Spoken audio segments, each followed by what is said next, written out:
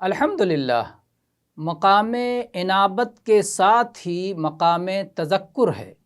اللہ تعالیٰ کا ارشاد ہے وَمَا يَتَذَكَّرُ إِلَّا مَن يُنِيبُ، نصیحت تو صرف وہی لوگ حاصل کرتے ہیں جو اللہ کی طرف رجوع کرتے ہیں، اور یہ مقام عقل مندوں کے لیے مخصوص ہے۔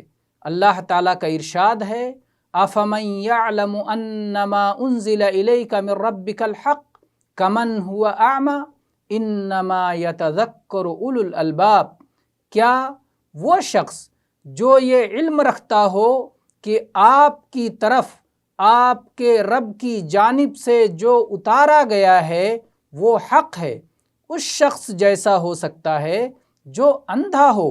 نصیحت تو وہی قبول کرتے ہیں جو عقل مند ہوں۔ تذکر اور تفکر یہ ایسے دو مقامات ہیں جن کا ثمرہ ایمان و احسان کے حقائق اور انواع و اقسام کے علوم و معارف ہیں۔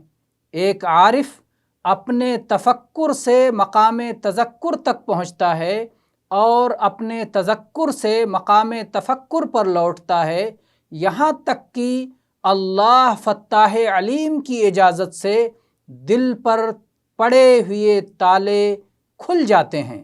حسن بصری رحمہ اللہ کا قول ہے اہل علم ہمیشہ تذکر سے تفکر اور تفکر سے تذکر کی طرف لوٹتے رہتے ہیں، وہ دلوں سے ہم کلام ہوتے ہیں یہاں تک کہ دل بات کرنے لگتے ہیں۔